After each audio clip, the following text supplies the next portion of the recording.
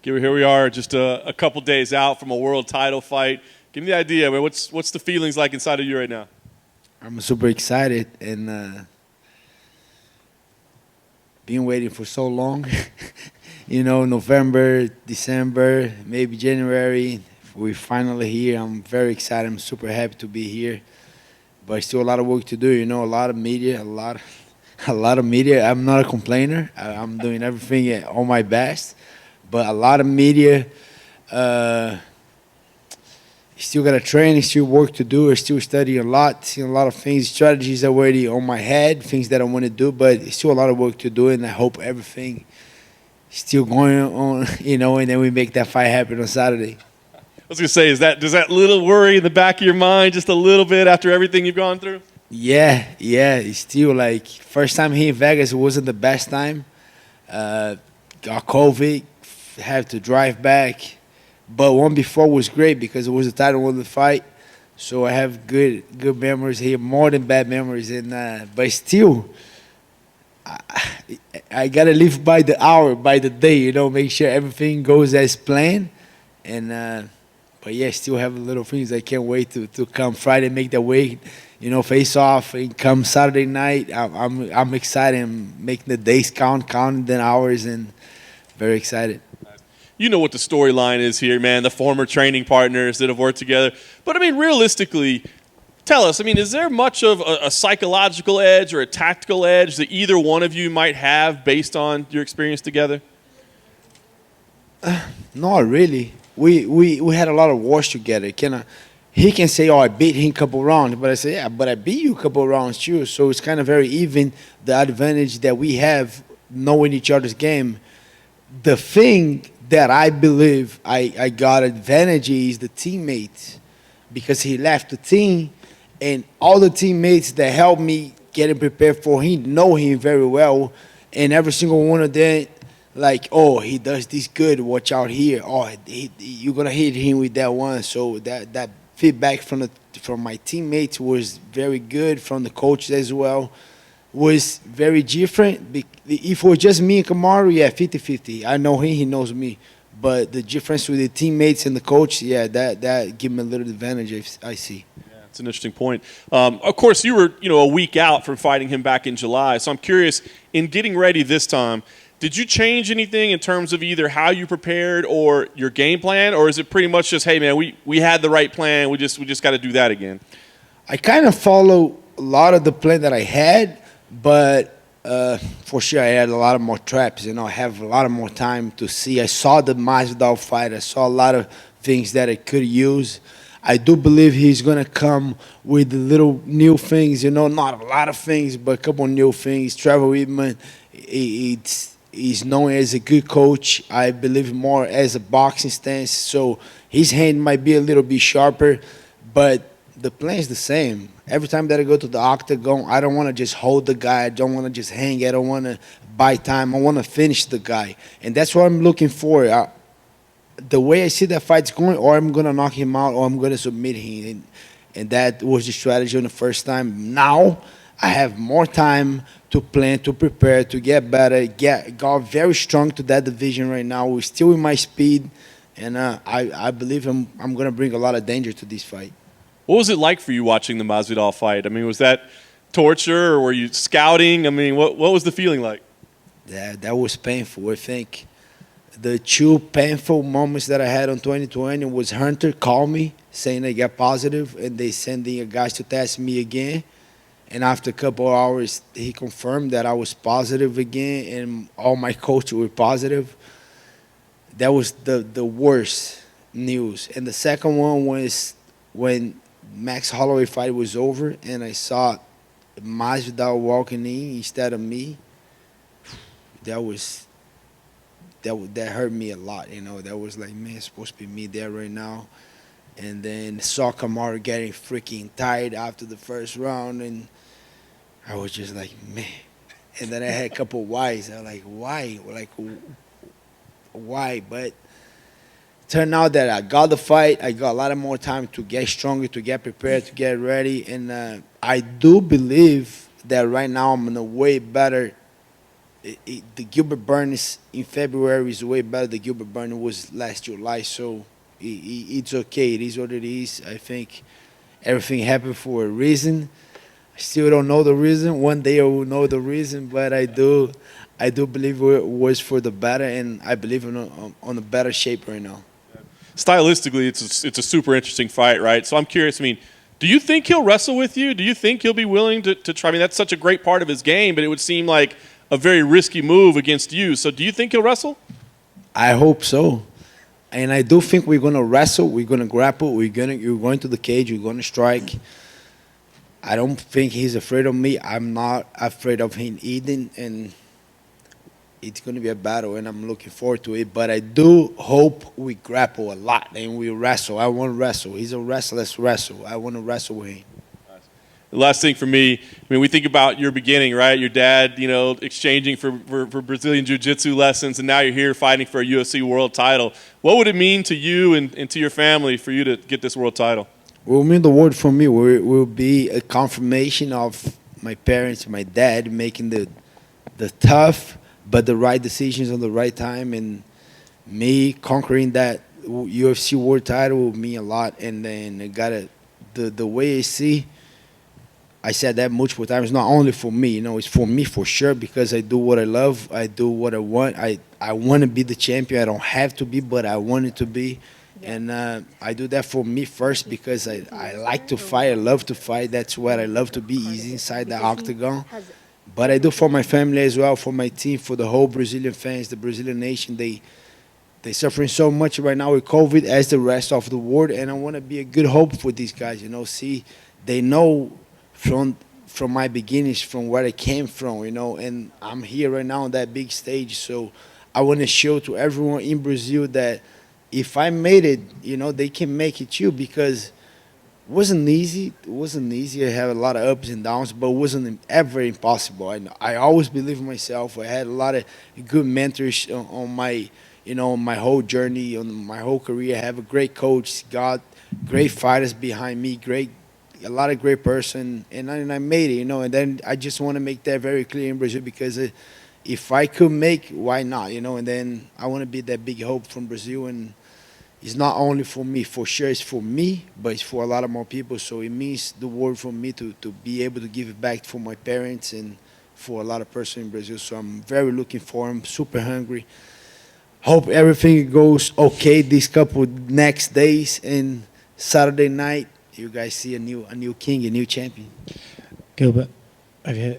In your mind, why do you think this fight took so long to happen? A lot of things happened in between, to be honest. The first thing that my manager Ali Abdelaziz in the UFC approached me was for November 21st, and I heard, not sure, that Kamaru needs to do a steam cell. He needs to get better. So, and then they said, December 12th.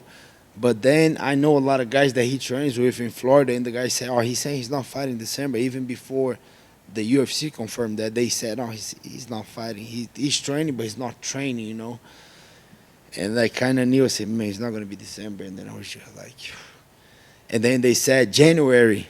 But then I heard Conor ask for that date on January, so it ended up being February. So I don't think he was physically ready, and I know him pretty well. I know Kamaru Usman gets so many injuries that he needs to take care. And a Conor McGregor fight, so I don't think he was avoiding me, but I think it was, a lot of things that was happening. He left your team and your former coaches, and he's been pretty cool about it, but he recently started saying, I need to show the junior guy that he can't beat the varsity guy, and these coaches are telling him that he can beat me, and he can't really. Do you think maybe as the fight's getting closer, he's starting to get a little bit annoyed about the situation? To be honest with you, I don't care what he feels, but I do believe he's a little, he still had a little feelings with the coach, with everything, and I just hope they close that capture, they close that phase of their life good. Coach end up good, and he's been good, happy with his with his choice, and it is what it is. I think he's a little bit like, when you finish that relationship and you're not in peace. I do believe he's a little bit on that stage, but I hope they finally close that capture and go to the next one. Like you just said, you want them to be better off, but Yes. in part of you, does that not think, well, maybe there's an advantage for me if he looks in my corner and sees his old coaches, hey, I could have just that little percent advantage? To be honest, as soon as you get right there in the octagon close, he's a champion for a reason. I do believe he's very strong mentally, so do I. And I think it's going to be a lot of mental battle, and I'm looking forward so much to that. And I don't think that's going to play a little. I don't think that's going to play too much on his against him, But I just do believe when you got to dig deep in that fight, because I do believe we're gonna hit the wall by second round, maybe third round. We're gonna hit that wall. I will, and he will too. And if you watch a lot of fights, the Kobe Covington fight, and a lot of fights, he hit that wall sometimes on the beginning, and then if you saw, he was with the open eyes looking at the coach, and Henry was the one. Hey, you're doing good. Relax. Keep doing what you're doing. But Henry's not gonna be there this time. Not for him. Not for me. So let's see who's gonna dig deep and see who really wants. Because I'm freaking hungry right here. I want to win that title, whatever it takes. I said multiple times, whatever it takes, I'm willing to die right there. I want to become a champion. It's not, I don't have to, but I want to. And we'll see when it's time to dig. He said multiple times he can dig so deep. So let's dig. I'm ready to.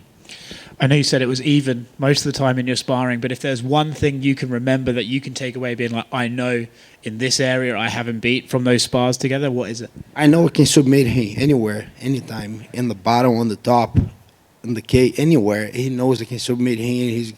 He might watch out for this because he knows. Like he said, people know who's going to win. He said, yeah, they know. Yeah, he knows. He knows you. Last thing for me, you just mentioned about all the media stuff, seeing how nervous you are about this fight actually happening. Is it talking about it making it worse? That every day you go, oh my God?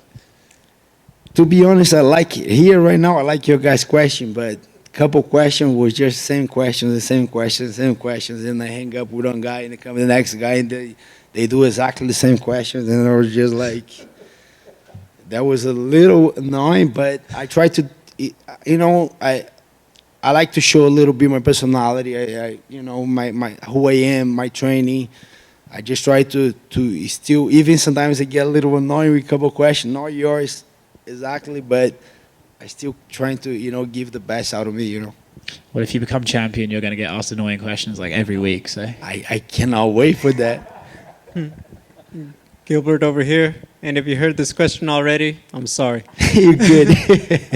Your head coach, he said he's not going to coach you because his relationship with him. I mean, you're the one who stayed with your team. Yeah. Does it bother you that he's not going to be here for you? No, and I really understand. When you a coach, think about you as a coach or as a mentor or, I don't know, as a father. And you make one guy so good, and then you make the other guy too. They both fighting, like your two kids fighting or your two best students fighting. I don't know if I would coach anyone. I would just you guys go out there and resolve that. And then he make that super clear for me. I really love Henry and I respect him so much, and I respect him a lot, And then even in the beginning, I say, how much I love you, how much I support you. It's up to you. If you're not feeling good, I'm okay with it. And that was his decision. But we're still training together every single day, and I understand his decision. I always respect him, There's a lot going on at welterweight, a lot of big fights, a lot of guys at the top with a case for a title shot. If you become champion, suddenly this is your conversation now. Who do you think would be next for the title? When I become a champion, no one's safe in that division. They better keep fighting. They better keep busy, because if they're not busy, I'm not fighting with those guys. Those guys make one fight a year, and I'm number 5, and they want to hold that position forever.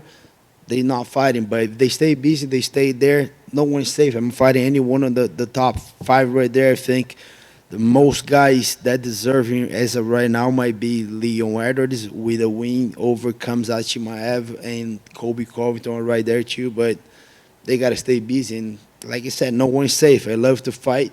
Don't think, oh, I'm gonna get the belt and I'm gonna chill. No, as soon as I get that belt, I don't know when, because those. Now I understand those guys, because those 5 rounds camp are not easy. Not easy. 3 rounds camp is a different, but 5 rounds camp, those are tough one. And then I'm on the middle, and a couple guys coming.